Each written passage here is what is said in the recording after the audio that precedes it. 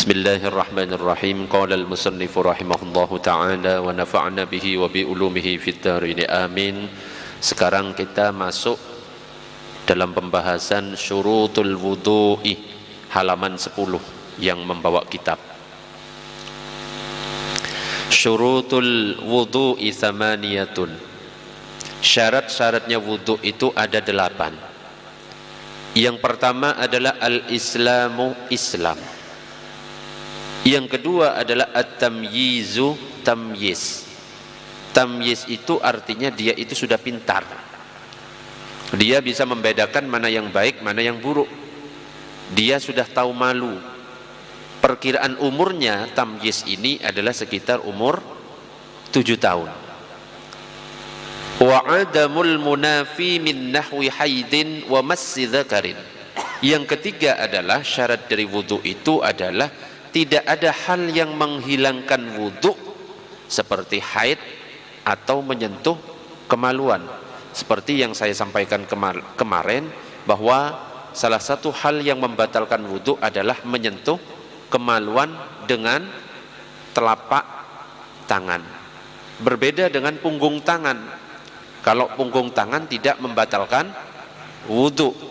Makanya bagi laki-laki yang mandi di sungai misalnya, terus celananya ada di atas, ada kadang-kadang kalau di kampung-kampung ditutup secara terbalik, maka tidak batal wudunya, ya. Kecuali dibalik seperti ini, malah batal. Pak Herman misalkan praktek seperti itu, tidak apa-apa. Terus tiba-tiba Pak Freddy juga lewat, gemes, tapok aja dengan punggung tangan, itu tidak batal, ya. Ada ilmunya. Yang keempat adalah wan naqa'u amma yamna'u wusulal ma'i ilal basyarati, yaitu bersih dari benda yang bisa mencegah sampainya air ke kulit.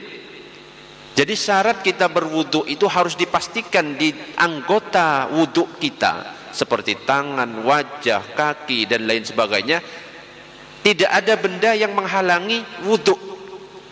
Misalnya di sini ada stipo, cat, nah itu tidak tembus air. Ketika kita wudu, sedangkan di sini ada stipo di tangan, kadang-kadang yang siswa SMA, SMP, nah, maka nggak sah wudunya, itu nggak sah. Atau kadang-kadang ada yang nggak sadar, di kakinya luka, dikasih hand diplas. Kalau hand diplas itu menghalangi sampainya air kepada kulit kaki, dan kita berwudu dalam keadaan pakai hand diplas, maka wudu kita sah benda? Tidak sah.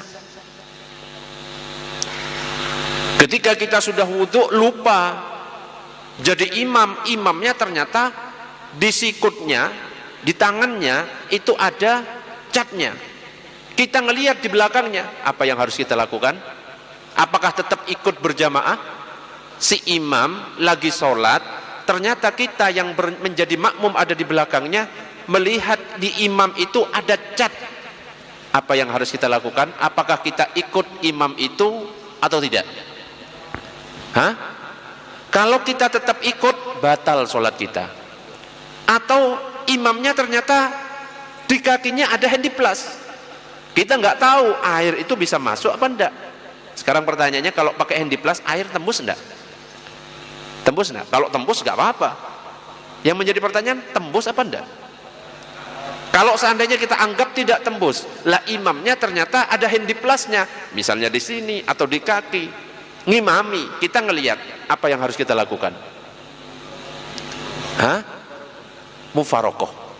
Langsung seketika itu, kalau kita tahu imam melakukan hal yang membatalkan, kita ikut, batal sholat kita.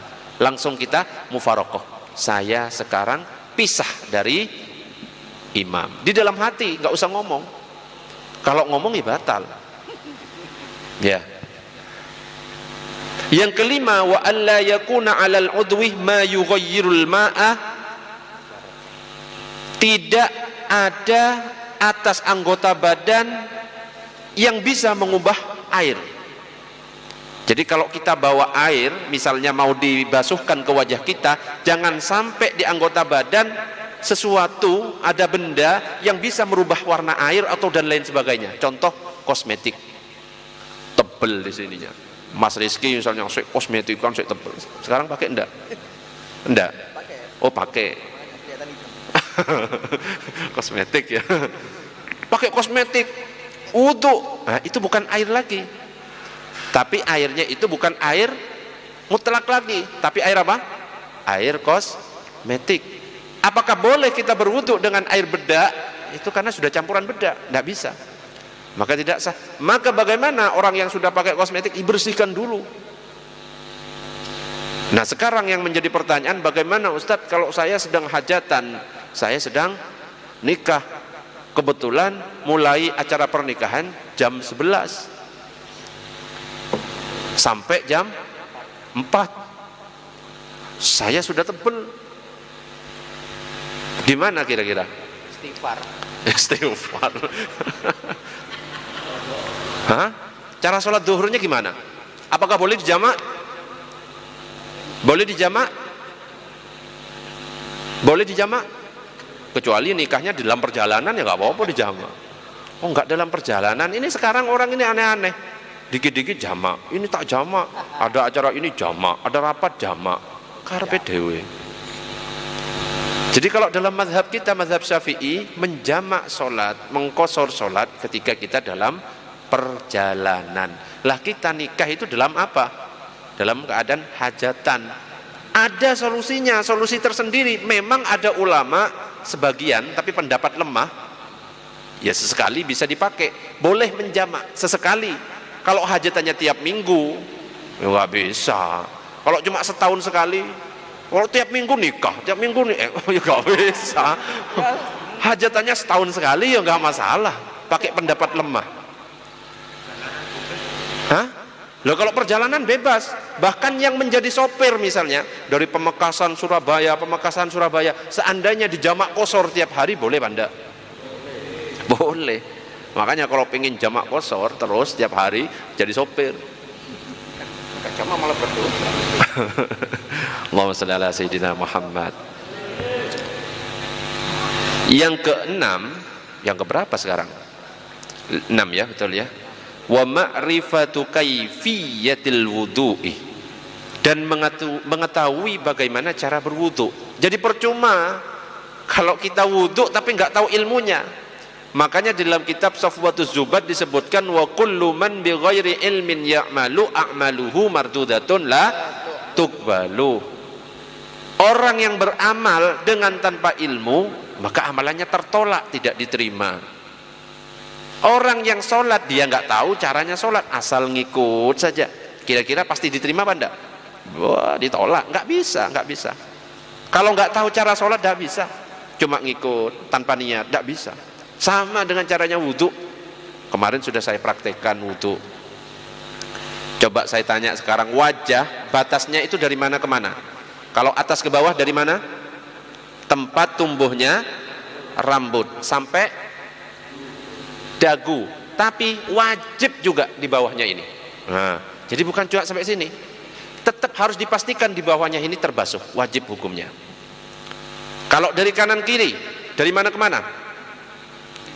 Dari telinga ini, kan ada ini ya, sampai sini.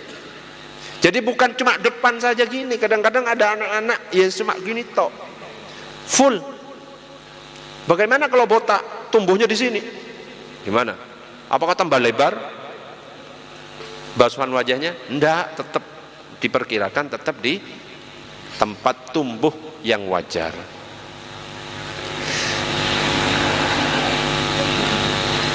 Yang ketujuh adalah wa alla ya'taqida fardhan min furudihi sunnatan, dan tidak meyakini suatu yang fardhu itu sebagai sunnah. Membasuh tangan ini hukumnya fardhu, wajib, terus kita anggap ini sunnah, nggak boleh. Tapi kalau sebaliknya, yang sunnah kita anggap wajib, boleh. Telinga itu hukumnya sunnah, kita anggap wajib untuk saya, nggak masalah ya. Wal ma'ut tahuru Dan yang kedelapan adalah airnya suci. Yang sebelumnya penjelasannya. Jadi air mutlak, air suci mensucikan. Dan yang perlu kita ingat, poin yang ketiga tadi, wa adamul munafi min nahwi haidin wa masjid zakarin, syaratnya itu adalah tidak ada hal yang menghilangkan wudhu seperti haid atau menyentuh zakar, menyentuh kemaluan, tidak boleh. Dalam keadaan haid juga tidak boleh. Wes, itu 8 syarat wudhu. Terus kemudian ada tambahan wa yazidu wudu'u daimil hadathi. Ada tambahan syarat wudhu bagi orang yang daimil hadas. Daimil hadas ini dia terus menerus hadas, beser misalnya, pipis, cuma batuk keluar pipis, ngelirik dikit muncrat. Keren belas ya apanya. Jadi ya ngono lah ya, nggak usah bayangkan Mas Miftah ketawanya kayak gitu, kok enak ya. Nah, untuk orang yang beser dikit-dikit ngentut gitu ya, duduk ngentut, berdiri ngentut, makan ngentut, wis nggak bisa nahan. Bistirati dukhulil waqti, ada syarat tambahan. Yang pertama adalah masuk waktu. Jadi kalau orang yang punya penyakit seperti itu ya, yang biasa dikit-dikit ngelirik keluar gitu ya, mudah pipis, yang mudah ngompol, ada, coba angkat tangan, nanti tak kasih santunan. Nah ya, jadi kalau orang yang punya penyakit seperti itu daimul hadas, dia wudhunya tidak boleh sebelum azan, harus masuk waktu azan dia wudhu. Satu, wa taqdimil istinja, sebelum dia berwudhu diawali dengan istinja, bersihkan dulu depannya, belakangnya. Kalau beser, meskipun laki-laki, pipis terus, bersihkan dulu. Habis bersihkan, ikat pakai karet. Ketawa ya. Kalau nggak mau ya pakai pembalut. Lebih milih mana? Gak milih Ustaz. Saya milih plastik. Aduh, kok plastik? Pempes. Iya, jadi dibersihkan. Terus cari apa pokoknya penutup supaya tidak menyentuh kepada ya pakaiannya, celananya. Wal muwalah, dan terus menerus. Wuduknya nggak boleh di spasi. Habis basuh wajah langsung tangan. Kalau orang yang dalam keadaan normal, muwalah itu terus menerus, habis basuh wajah terus tangan, terus mengusap kepala, itu hukumnya sunnah. Jadi seandainya ada orang habis basuh wajah dipanggil, Pak Herman dipanggil sama ibunya, Herman buatkan kopi. Saya buat kopi, Pak Herman. Ngulang lagi apa enggak kalau mau wudu? Enggak, tangan, lanjut. Kenapa? Karena terus menerus dalam berwudu itu hukumnya sunnah. Tetapi beda dengan orang yang daimul hadas, dia itu wajib terus menerus. Habis wajah ini, habis ini. Faham bedanya? Wa hadhil madhkuratu syurutun aidan lil ghusli, dan yang disebut tadi itu juga menjadi syarat untuk mandi.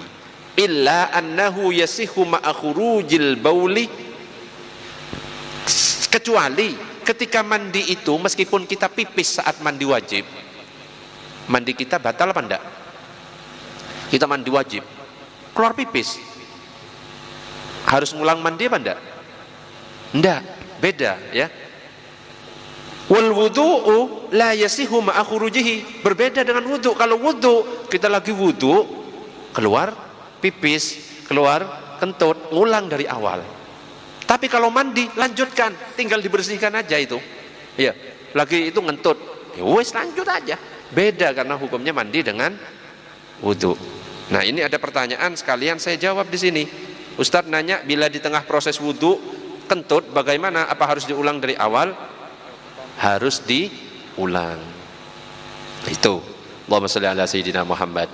Sebelum saya lanjutkan ke fasal berikutnya, ada pertanyaan dulu biar memperdalam dulu. Silakan.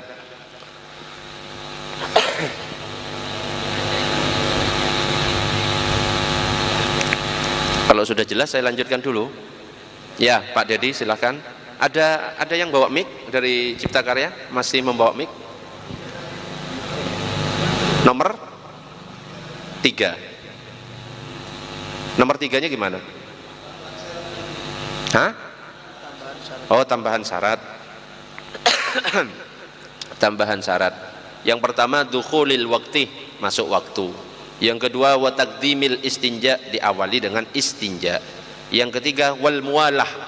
Muwalah itu artinya terus menerus. Ya. Ada pertanyaan yang lain?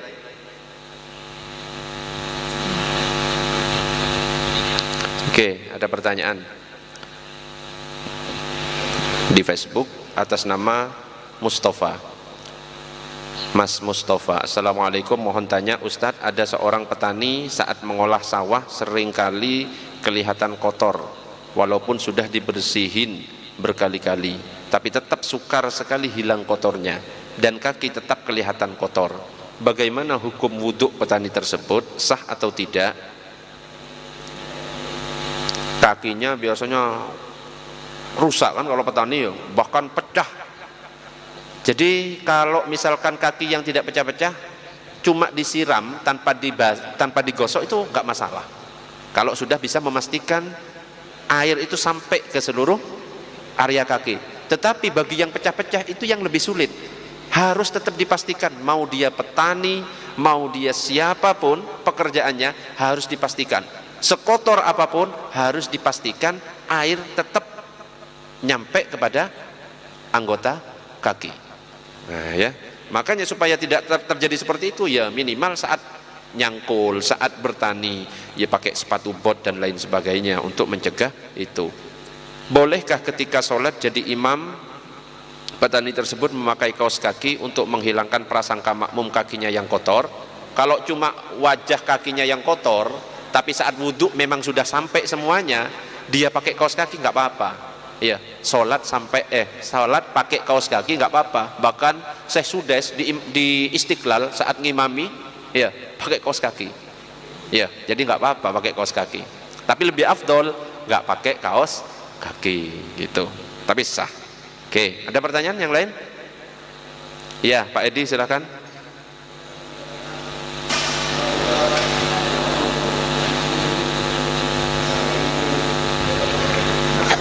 Ya.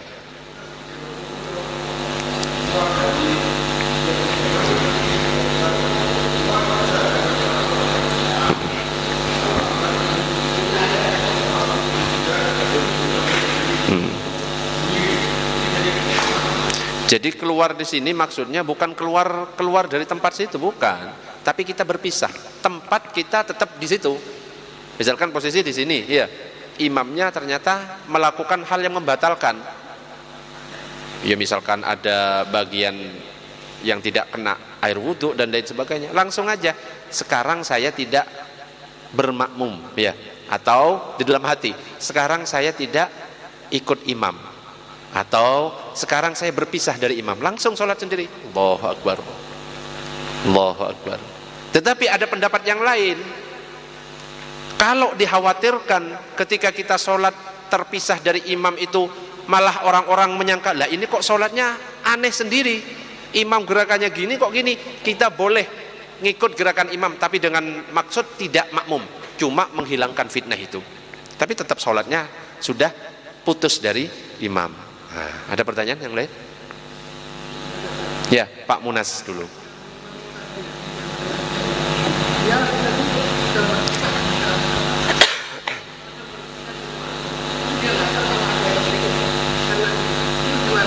Kalau misalkan kita sholat, kita nggak tahu kalau ada bagian yang tidak terbasuh, kalau sampai selamanya kita nggak tahu, aman.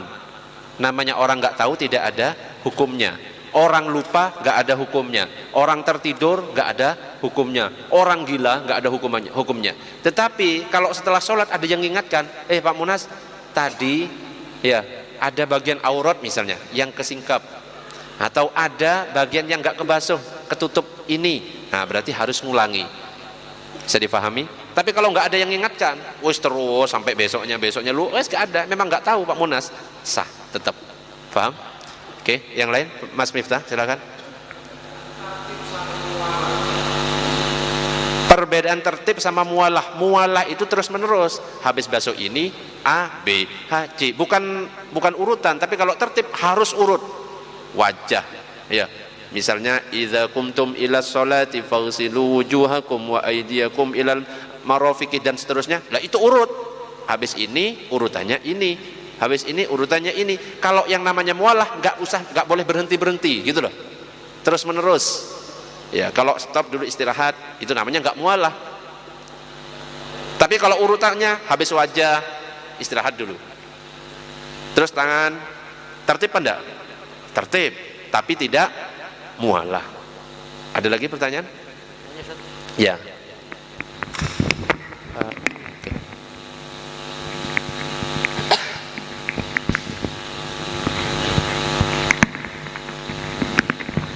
Ngapunten Ustaz, gini, pada saat wudhu itu di kamar mandi yang ada baknya, bak mandi, dan sebelahnya ada septic tank toilet. Nah, ini pada saat sebelum wudhu kita juga baca doa masuk toiletnya, atau pada saat di kamar mandi kita baca niat wudhu padahal di situ ada toilet septic tank. Ini seperti apa mentaktisinya atau cara menyelesaikan supaya tidak terkendala, wah ini tempat yang kotor tetapi kok baca niatan di dalam, atau seperti apa? Ampun, makasih. Oke. Kalau kita berwuduk di kamar mandi boleh Banda? Pertanyaannya dulu. Boleh. Boleh? Boleh Banda? Pak Munas kok bilang nggak boleh? Wudhunya di luar kamar mandi terus. Sangar. Saya itu dulu pengalaman waktu di kos. Saya ngomong ke teman kos saya, itu loh ada kamar kos, kamar mandi dalam, tapi tidurnya luar. Angel lagi. Wes nggak usah dicatat. Pak Dedi, nggak usah dicatat yang ini ya. Jangan serius-serius lah, terlalu serius. Pertanyaannya apa? Iya, wes ingat. Jadi kalau kita berwuduk di kamar mandi itu boleh. Kalau ditanya bolehnya, boleh. Cuma makruh. Kenapa? Kita tidak bisa melakukan kesunahan-kesunahan di dalam. Misalkan membaca bismillah, kita bacanya sebelum masuk jadinya. Mau baca masuk kamar mandi, Allahumma inni a'udzubika minal khubuthi wal khaba'ith. Mau keluar, ghufranaka. Itu dilakukan di luar. Bismillah nawaitul wudu'a. Apakah boleh kalau saya membacanya di dalam? Boleh, tapi tidak boleh dilafadzkan di dalam hati. Bismillah ya wes, dalam hati. Nah, itu yang akhirnya ngurangi. Ya. Yang seharusnya bismillah di dalam hati sekaligus ucapan, pahalanya double, hati dan ucapan, ini jadinya berkurang, ucapannya enggak dapat. Faham maksudnya? Apalagi kalau kita pakai pendapatnya Imam Ghazali dalam kitab Bidayatul Hidayah, setiap basuhan wajah ada doanya, tangan ada doanya. Eman kan jadinya, akhirnya dalam hati semuanya. Sama ketika kita di posisi di dalam kamar mandi terdengar azan, cara menjawabnya gimana? Allahu Akbar, Allahu Akbar. Apa kepala keluar? Allahu Akbar, Allahu Akbar. Hah? Nggak usah seperti itu. Nanti aja. Kalau sudah selesai langsung diakumulasi. Allahu Akbar, Allahu Akbar. Asyhadu an la ilaha illallah, asyhadu anna Muhammadan. Faham maksudnya? Cara pertama. Cara kedua, cukup dalam hati jawabnya. Tidak usah diucapkan. Faham? Faham? Ada pertanyaan? Oh, ada lagi. Mustafa lagi. Jika makmum dalam sholat jamaah haruskan mufarokoh, lantas bagaimana hukumnya dalam shauf? Apakah termasuk memutus shauf atau barisan sholat? Apa tidak Ustaz? Tidak memutus. Wong rapatnya shauf menurut para ulama, mayoritas ulama itu hukumnya sunnah. Ya, sawu sufufakum fa inna taswiyatas sufufi min tamamis sholah. Ada lagi dalam riwayat lain min iqamatis sholah. rapatkan, luruskan shaf kalian karena merupakan kesempurnaan sholat. Kesempurnaan sholat kalau mayoritas ulama mengatakan sunnah hukumnya. Memang dari teman-teman salafi mengatakan wajib, makanya akhirnya rapat kanan kiri kanan kiri kanan kiri. Ya, apakah langsung memutus? Enggak, tetap. Ya kalau makmum yang lain nggak tahu nggak masalah kalau imam batal. Tapi kalau dia itu tahu batal imamnya, kita tetap ikut, ya batal juga. Ya. Khusus yang tahu tetap langsung wajib mufarokoh. Ya sama kayak misalkan yang pernah saya contohkan, kalau misalkan ada imam lupa tasyahud awal, imam lupa tasyahud awal, harusnya duduk tasyahud awal, dia berdiri Allahu Akbar, berdiri tegak, ditegur sama makmumnya. Kalau makmumnya nggak ngerti pasti ngomong subhanallah. Kalau imam sudah berdiri tegak nggak usah subhanallah lagi. Kenapa? Imam nggak boleh duduk. Paham? Tapi kalau imam baru Allah masih belum tegak, subhanallah. Kenapa? Masih boleh duduk. Karena kalau sudah tegak, imam duduk kembali ke tasyahud awal. Tasyahud awal itu sunnah. Sedangkan tegak berdirinya itu wajib. Dia akhirnya mendahulukan yang sunnah daripada yang wajib, batal. Harus tahu yang jadi imam itu. Ada pertanyaan yang lain? Kalau mengikuti